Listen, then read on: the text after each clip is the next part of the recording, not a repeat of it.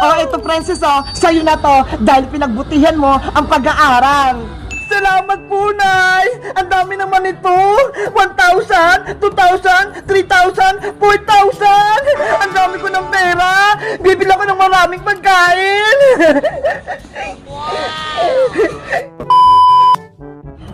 Nasaan na kaya si Princess? Sana nakakuha siya ng medal sa school para bigyan ko siya ng money garland. Maring Tere, inantay mo rin ba si Princess?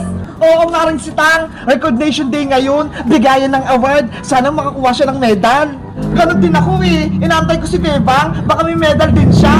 Anong bibigay mo kay Bebang Sitang kung may medal siya? Wala akong pera eh. Pero itong bulaklak, ayos na to kay Bebang. Matutuwa na siya. Grabe ka naman, ang kuripot mo. Ako nga oh, bibigyan ko si Princess ng money garland, 4,000. Ang swerte naman ni Princess, makakatanggap siya ng pera, 4,000. Siyempre, mahal ko yung anak ko, kaya ibibigay ko lahat sa kanya, basta may medal lang siya.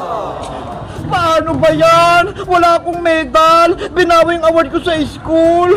Ano ipapakita ko kay nanay? Bibigyan niya pa naman ako ng pera. Ay! Ano yun? Parang medal ah! Medal nga! Kanino kaya to? Hala, baka may nakahulog. Wala naman tao, akin na lang to. Sasabihin ko kay nanay, ako ang first honor para bigyan niya ako ng pera. Tere, ayun na si Princess oh, paparating na. Nanay! Princess anak, ano, may medal ka ba? May bibigay ako sa yung money garland. Nay, wag po kayo magulat sa sasabihin ko ha. Ano yung Princess, good news ba yan? Siyempre naman po, ang anak niyo si Princess ang nakakuha ng first honor sa school. Talaga Princess, first honor ka. Apo Nay, ito po yung medal ko ha. Ang galing ng anak ko, first honor. Narinig mo ba yung Maring Sitang? Ang saya ni nanay.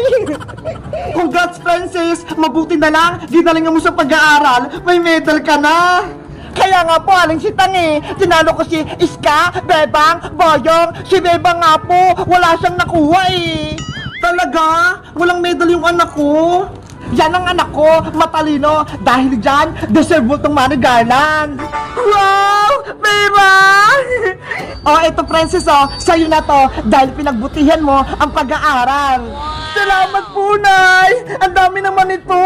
1,000, 2,000, 3,000, 4,000! Ang dami ko ng pera! Bibili ako ng maraming pagkain!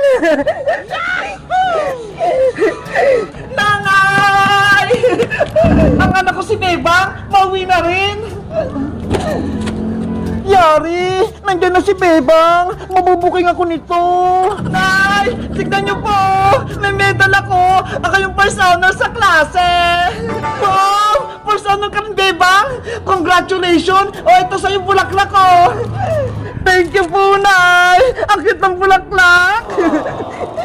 Bebang, tama ba yung narinig ko?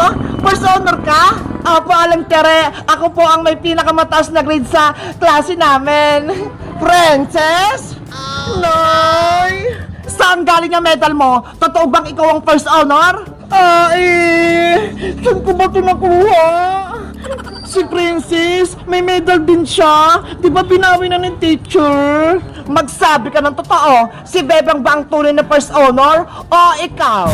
Ang totoo po, Nay, pinulot ko lang po ito sa kalsada para matuwa kayo at bigyan niyo ko ng pera. Ikaw talaga? Ang galing-galing mo magsinungaling. Akin ang money garland ko. Akin na po, Nay. Wala nang bawian. Nasabit ko na sa leg ko eh. Princess, ibalik mo yan. Ayaw pa. Kalokohan talaga ni Princess. Namulot pa ng medal para ipakita kay Aling Tere.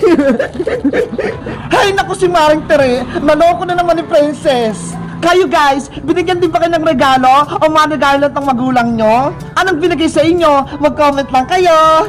Bye-bye!